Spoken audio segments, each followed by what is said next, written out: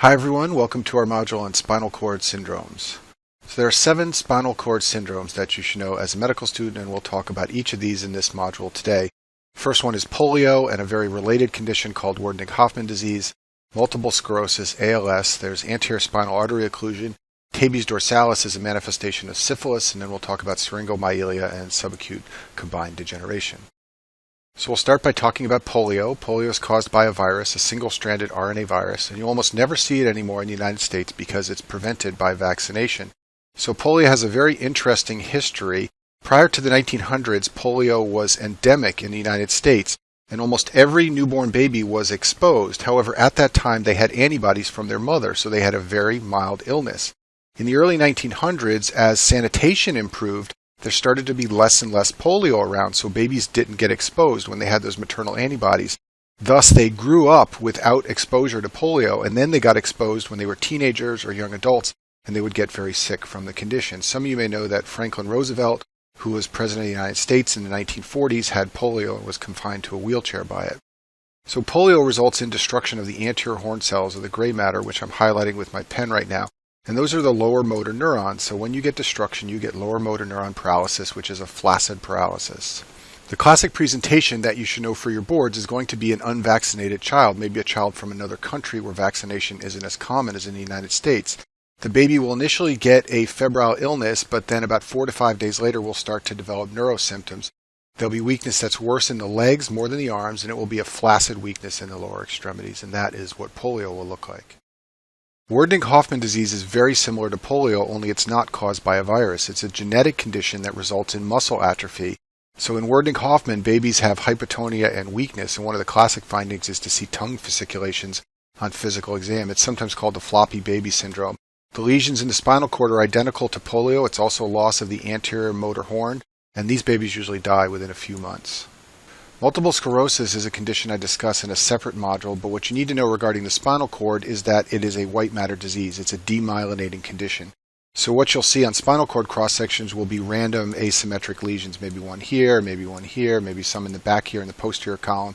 And then it characteristically follows this relapsing, remitting pattern. It usually affects young women, and they will have symptoms in one region of the body for a period of time that will go away and then come back in another region. And this also affects the cortex and the brainstem, not just the spinal cord. Next condition we're going to talk about is called amyotrophic lateral sclerosis, and this is a disease where, for reasons we don't completely understand, neurons begin to die.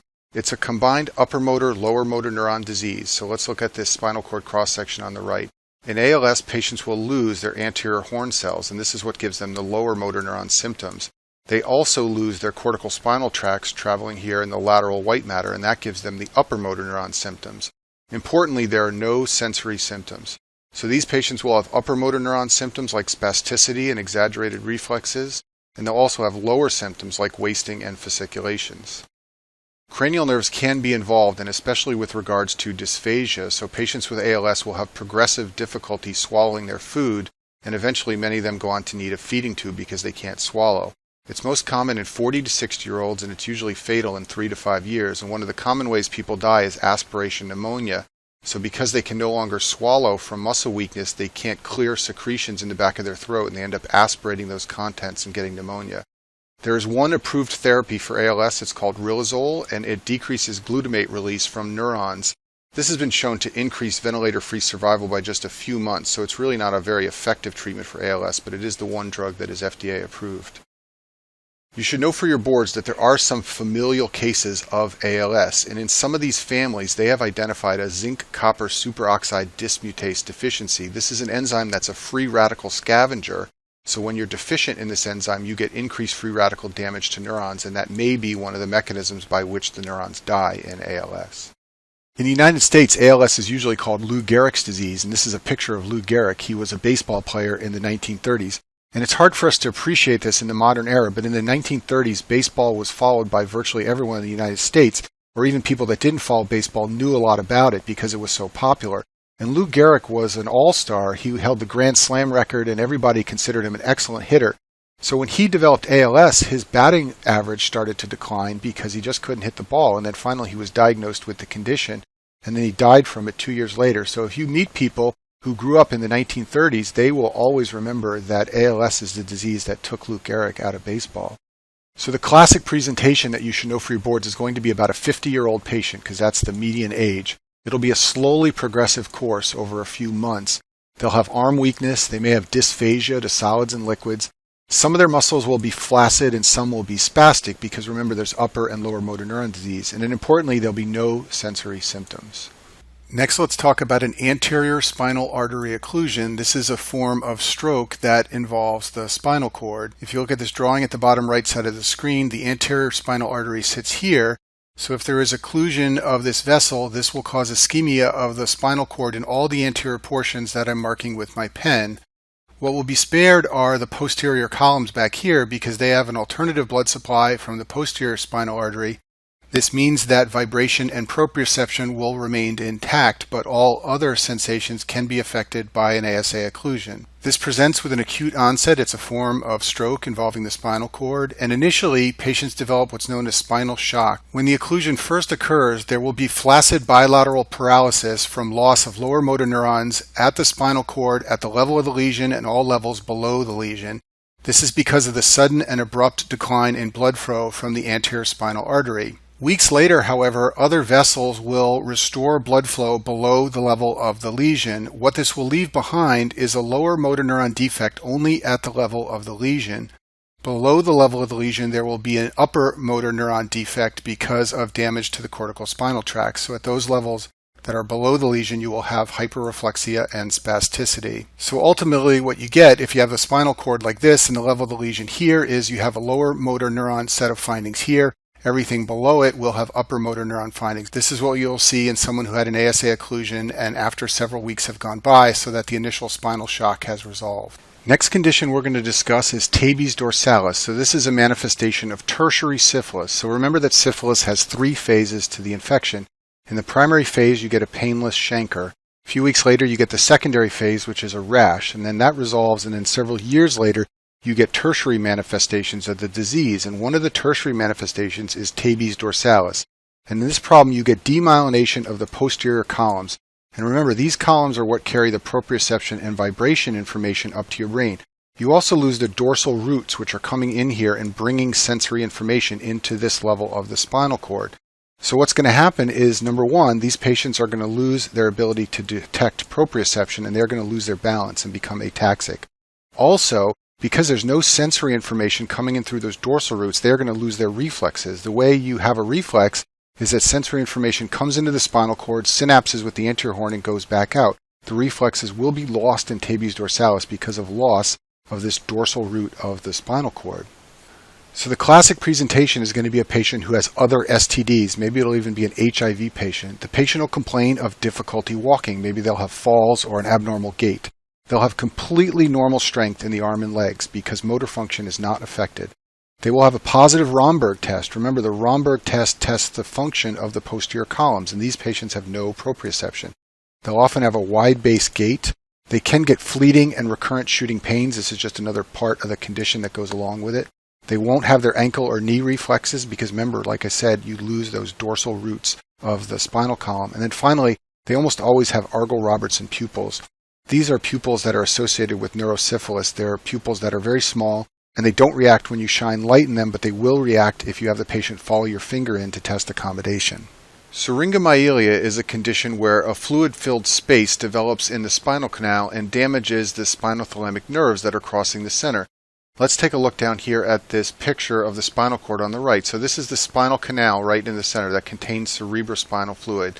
And in syringomyelia, a large cyst develops around the spinal canal. So let's think about what the implications of that would be for the patient. You have spinothalamic fibers carrying pain and temperature information coming into the dorsal horn and synapsing. The second neurons then cross right in front of the spinal canal over to the other side to ascend. So when you damage that area, you will lose that pain and temperature information at the level of the syrinx, and that's what we call the cyst, a syrinx. You would also lose it on the other side because spinothalamic fibers are also coming in here and synapsing and sending nerves over to the other side. So you will lose bilaterally the pain and temperature information at the level of the spine where you have the syrinx. And this usually happens at about C8 to T1, so primarily the loss of pain and temperature sensation is in the arms and the hands. Although the primary effect is to lose pain and temperature, the syrinx can expand to affect the anterior horn and give muscle weakness. It can also expand to affect the lateral horn and lose sympathetic information to the face. That would cause a Horner syndrome. So let's look down here on the right. So a small syrinx might look like this and just take out pain and temperature fibers. But a large one could begin to damage some of these anterior horn cells right here to give lower motor neuron symptoms. And then an even larger one could start to damage the lateral horns, which are right here and are carrying sympathetic nerve fibers. So you can get muscle weakness and Horner syndrome along with syringomyelia. And one thing you should know that can help you to identify these cases in board questions is that many patients with syringomyelia also have a spine curve, so they have kyphoscoliosis. And for reasons we don't completely understand, this may obstruct CSF flow and lead to the creation of this cyst. So watch for a patient with an abnormal spine. They may have syringomyelia. So why do you get this? Well, you can get it from trauma. So if you have damage to the spinal cord, years later some patients develop syringomyelia for reasons we don't understand. And then it can be congenital. Syringomyelia is strongly associated with Chiari malformations of the cerebellum, and I talk about this in more detail in the module on neuroembryology. So let's talk about what the symptoms of syringomyelia would look like. First of all, it's important to know you get symptoms only at the level of the lesion. This isn't affecting the white matter tracts running up and down, so unlike other spinal cord syndromes, you won't get complete sensory or motor loss below the lesion. And since it usually affects C8 to T1, you're going to get primarily symptoms in the hands and back. So you want to watch for pinprick and temperature loss in those regions. The legs will usually be normal. Position and vibration are normal at all levels. And the way patients are going to experience temperature loss may be burns that are not felt, and the pain loss may be cuts that are not felt. Now, if it's a large syrinx, you may get those motor symptoms like I showed you before. And if it's very large, you may also get Horner syndrome. So the classic presentation is going to be a patient who has cuts and burns on their hands that weren't felt, and they've lost pinprick and temperature in the back, shoulders, and arms. And then remember that it may also include motor weakness or Horner syndrome if it's a very big lesion. Next, we're going to talk about subacute combined degeneration, or SCD, and this is a condition that happens when you have a B12 deficiency.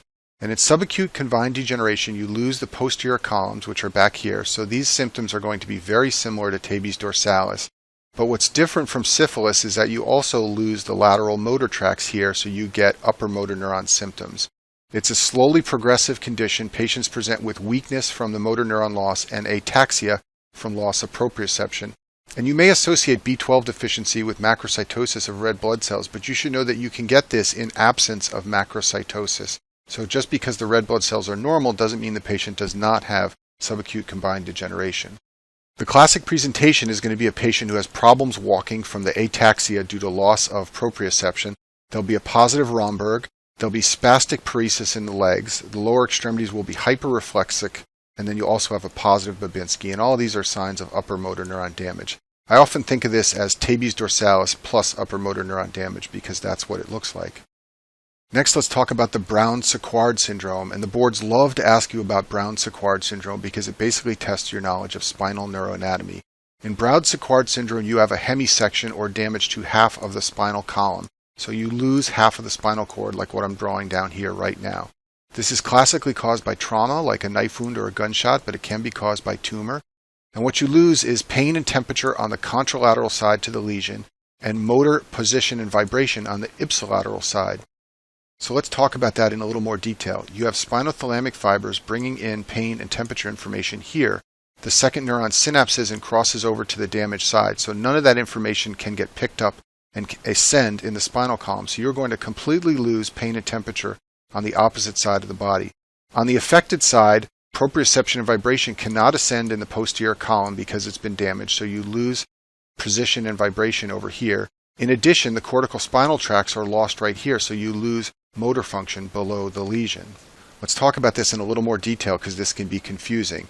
On the opposite side of the body from the lesion, pain and temperature information in the spinothalamic tract wants to cross and ascend in the white matter on a damaged side, but it can't do that, so you lose pain and temperature on the opposite side of the body. On the side of the body where you have the lesion, the proprioception and vibration information cannot ascend in the posterior column here, therefore you lose proprioception and vibration. In addition, you lose the upper motor neuron innervation to the muscles below the lesion because you've lost the corticospinal tract. So I've summarized this at the bottom. No motor, proprioception, or vibration on the injured side. No pain or temperature on the contralateral side. Now, one special point, the level of the injury is a little bit different from all the levels below the injury. At the level of the injury, you have complete sensory loss, proprioception, vibration, pain, and temperature. And why does that happen? Well, let's look here. These proprioception vibration fibers are trying to enter the dorsal horn and go up the posterior column. They cannot do that. So at the level of the injury, you've lost vibration and proprioception. Pain and temperature information wants to enter the dorsal horn and synapse and ascend on the opposite side, and it cannot because that level is damaged. So you lose pain and temperature as well. Thus, at the level of the injury, you have complete sensory loss, pain, temperature, proprioception, and vibration. In addition, at the level of the injury, you have damage to the anterior horn cells, so you get lower motor neuron symptoms. Below the lesion, you will have upper motor neuron symptoms from loss of the corticospinal tract. Thus, what I've summarized at the bottom is what happens. No motor, proprioception, vibration, pain, or temperature on the affected side at the level of the lesion. This slide shows a picture that is often used to depict the neurologic findings in the Brown-Séquard syndrome. Remember that the weak side of the body is the side with the lesion. You will see upper motor neuron signs below the level of the lesion. Then there are basically three areas with different neurological findings. The first area is the level of the lesion, area 1. At this level only, you will see lower motor neuron signs and also loss of all sensation. And one special note about this level of the lesion, if it is above T1, you will also see loss of sympathetic nerve fibers, and this will lead to a Horner syndrome with a constricted pupil and eyelid droop on that side of the body. The second affected area is area 2. This is the ipsilateral side to the lesion shown here on the picture. At this level, you will have loss of motor fibers and loss of the posterior columns. And then finally, there is the third area, which is contralateral to the lesion shown over here on the picture. In this portion of the body, you will see loss of pain and temperature sensation. So the classic presentation is going to be someone with a prior trauma like a knife or a gunshot wound. At the level of the injury only, there will be no sensation on the affected side. On the side with the injury, there'll be spastic paresis below the lesion, there'll be a Babinski sign, and there'll be loss of vibration and proprioception. And on the opposite side of the body, there'll be loss of pain and temperature. Finally, let me discuss the K.A.N syndrome. So the spinal cord ends at about L2, and this is called the conus medullaris. But the spinal nerves keep going beyond the end of the spinal cord, and that's called the K.A.N, which means horse's tail because those nerve fibers look like the tail of a horse. The K.A.N nerve roots supply motor innervation to the lower extremity, sensory information to the lower extremity, and they also innervate the pelvic floor and the sphincter muscles. So a K.A.N syndrome occurs when you get compression of the K.A.N, and this can happen if you have a massive vertebral disc rupture, or it can happen from trauma or tumor. So the classic presentation is severe low back pain and something called saddle anesthesia, and this picture over here on the right shows the area involved in saddle anesthesia. It's the area that would sit in the saddle. So patients won't have sensation over their buttocks in that area. They also lose the anocutaneous reflex. This is also sometimes called the anal wink. So when you touch the skin outside of the anal sphincter, you will see a contraction of that muscle. These patients can also have bowel and bladder dysfunction. And importantly, though, they will have a normal Babinski. So why is the Babinski normal? Well, the reason is because the nerves in the K.A.N, although they're in the spinal canal, are technically peripheral nerves. They've exited the spinal cord. So you won't see upper motor neuron findings, you see lower motor neuron findings. Finally, a related syndrome to K.A.N syndrome is conus medullaris syndrome. This is where you get compression of the conus medullaris, that end of the spinal cord.